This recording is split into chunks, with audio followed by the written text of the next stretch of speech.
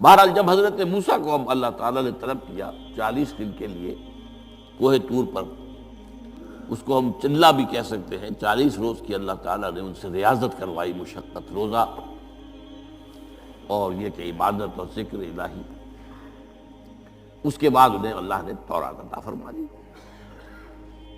تو اسی طریقے سے وہاں 40 دن کا معاملہ ہوا حضرت موسیٰ علیہ السلام کے ساتھ۔ اس کے بعد الواح دے دی گئیں، جو پتھر کی تختیاں تھیں، ان کے اوپر جو احکام عشرہ ہیں، دی 10 کمانڈمنٹس، جو بنیاد ہے۔ جیسے میں نے کہا کہ سورہ بقرہ جو ہے شریعت محمدی کی اساس ہے، تو شریعت موسوی کی اساس وہ 10 کمانڈمنٹس ہیں، جو کہ پتھر کی سلوں پر لکھی ہوئی دی گئی ہیں حضرت موسیٰ علیہ السلام کو کوہ طور پر۔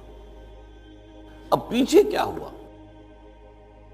حضرت موسیٰ کی اس غیر حاضری میں سامری کو موقع مل گیا، اس نے گمراہ کرنے کے لیے ایک شعبدہ دکھایا، اور وہ شعبدہ کیا تھا؟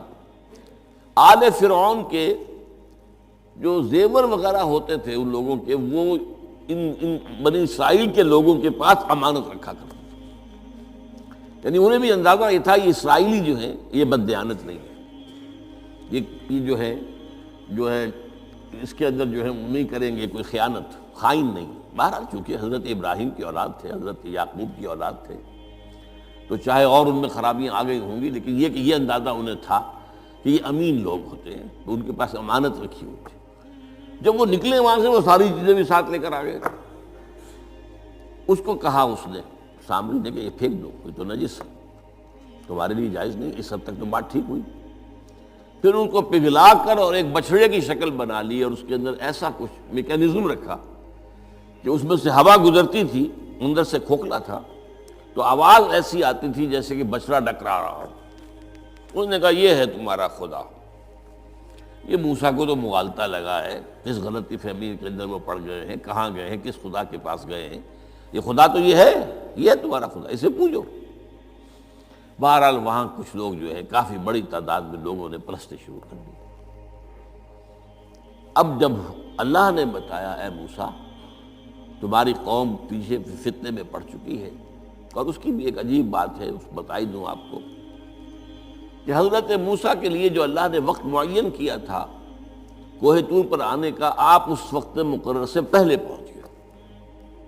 شوق،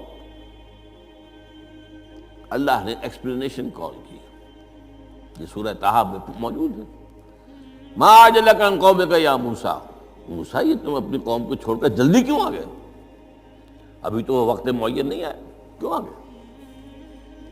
اب حضرت موسیٰ تعجب سے کہتے ہیں کہ مجھے تو شاباش ملنی چاہیے تھی کہ تو میرا شوق دیکھ، میرا اشتیاق دیکھ، اور الٹی جو ہے ایکسپلینیشن کال کرنی پڑ رہی ہے۔ قال عجلت الیک ربی لترضیٰ، پروردگار میں تو جلدی کر کے آیا اس لیے تو راضی ہو جائے کہ تیرے طلب کرنے پر میں وقت معین سے بھی پہلے پہنچ گیا ہوں۔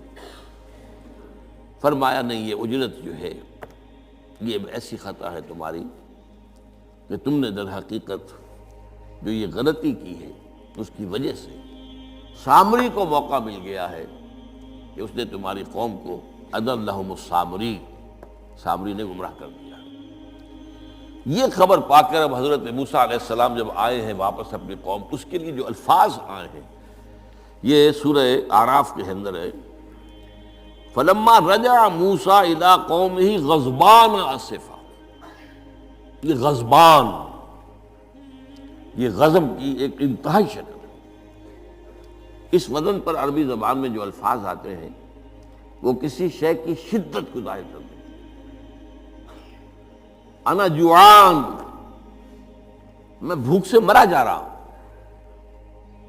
انا عطشان، میں پیاس سے مرا جا رہا ہوں۔ اسی طرح رحمان، جس میں رحم جو ہے وہ ٹھاٹھے مارتے سمندر کے مانند ہے۔ تو اس وزن پر جو الفاظ آتے ہیں اسی وجہ سے غضبان، تو میں کہہ رہا تھا یہ ہے جلالی طبیعت حضرت موسیٰ علیہ السلام کی، کہ انہیں جب یہ اندازہ ہوا کہ میری قوم کے کچھ لوگ جو ہیں وہ اس طریقے سے گمراہ ہو گئے، مشرک ہو گئے، وہ شرک بھی جلی شرک، خفی شرک نہیں، باقاعدہ ایک پرستش جو ہے ہو رہی ہے ایک بچڑے کی، اسے خدا مانا جا رہا ہے۔ اسفا، بہت ہی متاسف، اب یہ دو الفاظ آ گئے، غضبان اسفا، ایک جانب غضبناک اور دوسری طرف انتہائی افسوس اور رنج کی کیفیت۔ چنانچہ وہاں آ کر جو الفاظ قرآن مجید میں آئے ہیں اسی جلالی طبیعت کا مظہر، وَأَلْقَى الْأَلْوَاحَ، وہ جو لے کر آئے تھے تختیاں وہ تو آپ نے ڈال دی، وَأَخَذَ مِرَاثَ أَخِيهِ يَجُرُّهُ إِلَيْهِ، اپنے بھائی حضرت ہارون کا سر پکڑ کر، بلکہ داڑھی کے بال پکڑ کر اور پیشانی کے بال پکڑ کر گھسیٹا، یہ تم نے کیا کیا؟ میں تمہیں خلیفہ بنا کر گیا تھا یہاں، تمہارے ہوتے ہوئے اور یہ کام ہو گیا، تم کیوں نہ میرے پیچھے آ گئے مجھے بتانے کے لیے؟ بہرحال چونکہ خلیفہ بنا کر گئے تھے، انہیں رہنا تو وہاں تھا، لیکن انہوں نے کہا کہ مجھے اندیشہ یہ ہوا کہ آپ یہ کہیں گے کہ تم نے بنی اسرائیل میں تفرقہ پیدا کر دیا، اس لیے میں نے برداشت کیا، کیا کرنا، روکتا رہا میں، لیکن یہ کہ میں نے ان کے درمیان جو ہے کوئی بہت بڑا قدم نہیں اٹھایا۔ لیکن بہرحال اس کے بعد جو قدم اٹھایا گیا وہاں پر، وہ فیصلہ کیا گیا کہ 12 قبیلوں میں سے ہر قبیلے کے جتنے لوگوں نے یہ شرک کیا ہے، اسی قبیلے کے لوگ جو توحید پر قائم رہے ہیں وہ اپنے بھائیوں کو قتل کریں اور ذبح کریں۔ تو تورات کی روایت کے مطابق 70,000 یہودی قتل ہوئے، اور یہیں سے قتل مرتد کی سزا اسلام میں یہ قتل ہے۔ یہ سب بات لوگ کہتے ہیں جو منکرین حدیث ہیں آج کل اور روشن خیال ہیں، اور جو اپنی روشن خیالی کا جو سند لینا چاہتے ہیں مغرب سے، تو مغرب کا تصور تو یہ ہے کہ یہ انسانی حقوق میں سے ہے، ایک مسلمان ہے اسے اگر عیسائیت پسند آ گئی عیسائی ہو جائے، اس کا حق ہے، کیونکہ مجرم تو نہیں۔ یہ تمہاری شریعت میں یہ کہ قتل کر دیا جائے، یہ تو جو حقیقت جو بنیادی حقوق ہے انسان کے اس کے خلاف ہے۔ اسی طریقے سے ایک مرد اور ایک عورت رضامندی سے زنا کرتے ہیں، آپ کو کیا اعتراض ہے؟ جو ان کا حق ہے، ہاں مائنر نہ ہو، چھوٹے نہ ہو، نابالغ سے زنا نہ کیا گیا ہو، جبر نہ کیا جائے، جبر کریں گے تو مجرم ہو جائیں گے، لیکن اگر رضا کے ساتھ باہمی رضامندی سے وہ کرتے ہیں یہ زنا تو کوئی جرم نہیں ہے، ان کی مرضی ہے۔ تو یہ سارا تصور جو ہے حقوق انسانی کا، جس طرح کا ایک مبالغہ آمیز تصور دنیا میں ہو گیا ہے، اس کی روح سے ہمارے ہاں بھی جو لوگ ہیں جو انہی کو ماڈل بنا رہے ہیں اب، تو وہ کہتے ہیں کہ جناب قرآن میں کہاں ہے مرتد کی سزا، اس طرح قرآن میں کہاں رجم کی سزا؟ تو یہ جان لیجئے کہ یہ دونوں سزائیں حضور نے اپنی سنت کے ذریعے سے نافذ کی ہیں، لیکن اخذ کی ہیں تورات سے۔ ظاہر بات ہے کہ حضور سے پہلے جو شریعت موسوی تھی وہ لاگو تھی، یہودیوں کے لیے شریعت موسوی تھی، آج تک بھی ہے۔ عیسائیوں کے لیے بھی حضرت مسیح یہی کہہ کر گئے تھے کہ یہ نہ سمجھنا کہ شریعت موسوی کو ختم کرنے آیا ہوں میں۔ Law of Moses, don't think I have come to destroy law.